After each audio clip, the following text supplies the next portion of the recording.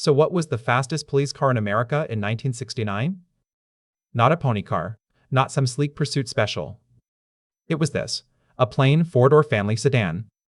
A Dodge Polara, the car your grandfather drove to church. Bench seat, drum brakes, paint the color of a wet Tuesday. Looks harmless, right? That was exactly the point. Because under that boring hood sat a very rude secret. So how did the most forgettable Dodge on the lot become the quickest thing with a badge? To understand that, you have to forget everything the posters told you. Everyone remembers the muscle cars, the Chargers, the Roadrunners. 2 doors, loud paint, a poster on every teenager's wall. And every one of them would lose to this grocery getter. How? Simple. Nobody told the family sedan it was supposed to be slow. Let's rewind to the problem that started all of this. In 1969, American police were in trouble on the open road. The interstate system was brand new, wide, straight, and very fast. And the people they were chasing had noticed. A getaway on a modern highway was no longer about corners. It was about raw, flat-out top speed. And most police cars of the day simply ran out of breath. So departments needed something new. Not a car that looked fast, a car that was fast. Something that could sit at 100 miles an hour all day and still have more to give. Enter Dodge, with an idea that sounds like a punchline. Take our biggest, dullest, most sensible family car. And give it the heart of a street racer. That heart was the 440 Magnum. 7.2 liters of American big block V8. 375 horsepower straight from the factory. And nearly 480 pound-feet of torque. Now, horsepower makes headlines, but torque is what wins the fight off the line. And this engine had a mountain of it. Here is the part that should not have been allowed. That exact same engine also powered the Dodge Charger.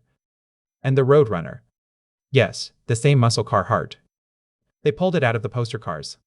And bolted it into a sedan with a bench seat wide enough for 3. Stop and picture how absurd that is. A family car, in 1969, with drum brakes on the back axle. And the engine of a drag racer up front. It's like slipping a racehorse into a mail truck and hoping nobody notices. But this was not a backyard experiment. Dodge engineered the whole car to survive that engine. The police package was a real, orderable option. Heavy-duty cooling, so it would not boil over in a long chase. A bigger radiator, a police spec fan. Stiffer suspension, to keep 2 tons of Detroit steel pointed straight. Heavy-duty brakes, because stopping a missile is its own problem. A bulletproof 3-speed automatic, the torque flight, built to take abuse. And a rear axle geared for one job, acceleration. None of it showed on the outside. From the curb, it looked like something a school principal would drive. So what did all that quietly do on the road? From a standing start, the Polara would outlaunch the muscle cars people worshipped. Picture pulling up next to a Charger at a red light. You, in a 4-door sedan, with white wall tires and a spotlight on the mirror. The light turns green, and you simply drive away from him. The look on that driver's face was worth the whole build. Because torque does not care what body it's wearing. And this sedan had the torque of a bulldozer with a grudge. Now here's the question that breaks people's brains. If the muscle cars were so fast, why did the police pick the sedan? Because speed on a poster is not the same as speed on the job. A police car has to do far more than sprint in a straight line once. It has to run wide open for miles in the summer heat with the air conditioning on. It has to carry 2 officers, a radio stack, and a trunk full of gear. It has to idle for hours, then leap to 100 in seconds. And it has to do all of that without cooking itself into scrap metal. The pony cars could not. They were built to look fast in a magazine, not to work a double shift. The Polara was built to survive. Which brings us to the biggest myth of all. You will hear people say the Mustang failed the police test. That it tried and lost, and that's why the sedans won. And that is completely wrong. The Mustang did not fail the test. It was never even eligible to take it. The police pursuit spec had hard rules. A full-size body, 4 doors, and an engine over a certain size. A 2-door pony car did not meet a single one of them. It's not that the Mustang lined up and lost the race. It never got to line up at all. The Polara did, and it was frighteningly good at it. So the legend has it backwards. The muscle cars were not beaten by the sedan. They were disqualified before the sedan even showed up. So let's talk numbers. How fast is fast? On a closed test track, the quickest police Polara ran to roughly 147 miles per hour. In a 2-ton, 4-door family sedan. That figure sat near the very top of American police testing for years. Let that sink in for a second. A car designed to haul children and grocery bags. doing 147 miles an hour, with the engineering of a muscle car and the manners of a taxi. And here's the detail that makes it almost unfair. A police department could order all of this for the price of a base fleet car. No premium sticker, no badge on the trunk bragging about the engine. Just a plain Dodge that happened to be a monster in disguise. So they bought them, by the thousands. Fleets of them, quietly patrolling the fastest highways in the country. An entire interstate ruled by the most boring-looking car in the state. Now imagine you are on the receiving end of that. It's late. The highway is empty. You are well over the limit.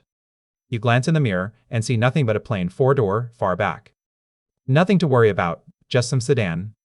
Except that sedan is not falling behind, it is growing in your mirror. By the time you understand what you're looking at, it is already on your bumper. No badge warned you, no stripe gave it away. That was the whole genius of it. This is the part the muscle car crowd really hates to admit. The Polara shared its blood with the cars they put on their walls. The 440 was not a watered-down cop engine. It was pure muscle car engineering. The same block, the same camshaft science, the same big torque. Dodge simply hid all of it inside a work uniform. A muscle car engine, clocking in for a 9 to 5. Ruling the highway while every enthusiast looked the other way. And it kept doing it, long after the fun was supposed to be over. Because the muscle car era did not fade quietly, it was strangled. By the early 70s, three forces came for the big engines at once. First, tighter emissions rules choked the power out of them. Second, an oil crisis made gasoline expensive overnight. Suddenly, a car that drank fuel like a monster was a liability. And third, insurance companies decided that horsepower itself was a crime and priced it accordingly. One by one, the legends were choked, downsized, and put to sleep. The Charger got heavier and slower. The Roadrunner lost its wings. Compression dropped, power dropped, the posters came off the walls. The whole golden age just quietly switched itself off. So what happened to our sleeper sedan? It held its record while the legends around it collapsed. Think about what that actually means. The fastest cop car in America was never knocked off its throne in a fair fight. Nobody rolled up with something quicker and beat it head to head. It simply grew old, in a country that had stopped building cars like it. For the better part of 40 years, its number stood. 40 years, that is not a fast car, that is a landmark. And the cruelest joke of all? Most people who lived through it never even knew it existed.